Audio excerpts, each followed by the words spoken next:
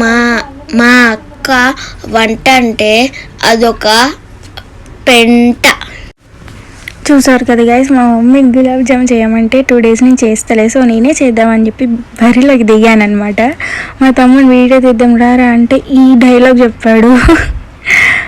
So చూసాను, నేను first time gulab jamun చేస్తున్నాను. ఒకసారి అయితే నేను రస్మలాయి చేసాను, అది బాగానే వచ్చింది. సో ఆ రస్మలాయే చేసాను, దాని గులాబ్ జామ్ ఒక లెక్క అని చెప్పేసి చేశాను అనమాట. సో దానికోసం ఎంటీఆర్ గులాబ్ జామున్ ప్యాకెట్ తీసుకున్నా, బౌల్లో వేసుకున్నా అండ్ వాటర్ వేసేసుకున్నా. వాటర్ కాదు, వాటర్ బదులు మిల్క్ వేస్తుంది మా మమ్మీ సాఫ్ట్గా రావడానికి అండ్ మంచిగా రావడానికి గులాబ్ జామున్స్.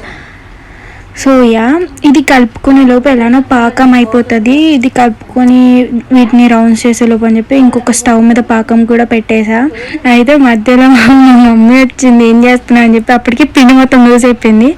సో కొంచెం పాలపొడి అయితే వేసేసింది కొంచెం గట్టిగా అవ్వడానికి. సో సెట్ అయిపోయింది. మా అమ్మ రాకపోతే పెంట అయిపోయేది నిజంగా. ఇందాక మా తమ్ముడు చెప్పినట్టు పెంట అయిపోయేది అనమాట.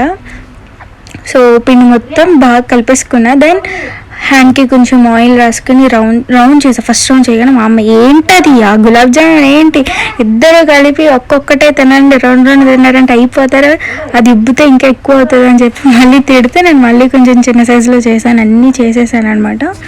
సో నేను అలా పిండి కలుపుకొని రౌండ్స్ చేసుకునే లోపల నాకు పాకం కూడా రెడీ అయిపోయింది.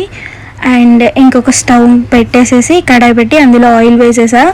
అండ్ రెండు వేసి టెస్ట్ కోసం వేసాం. మా అమ్మ అన్నది 2 టెస్ట్ కోసం వేయి, అవి కొంచెం క్రాక్స్ వస్తే కొంచెం సేపు ఆగు, ఎందుకంటే ఆయిల్ మంచిగా హీట్ అవ్వకపోతే క్రాక్స్ వస్తాయని చెప్పింది అనమాట. సో నాకైతే క్రాక్స్ ఏం రాలేదు. అవి 2 బాగా ఫ్రై చేసేసా, మంచిగానే వచ్చాయి.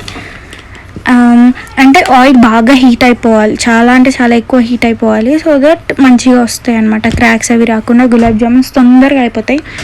సో ఆ 2 తీసేసిన తర్వాత అలా ఇంకా అన్నీ వేసేసి అన్నీ కూడా రెడీ చేసేసి ఒక బౌల్లో వేసేసా. దాని ఆఫ్టర్ దట్ అవి మళ్ళీ పాకంలో వేసా. డైరెక్ట్ పాకంలో వేయచ్చు అంట, నాకు తెలియక నేను మళ్ళీ ఇంకొక బౌల్లో వేసి మళ్ళీ పాకంలో వేసాను. సో అంతే, రెడీ అయిపోయింది.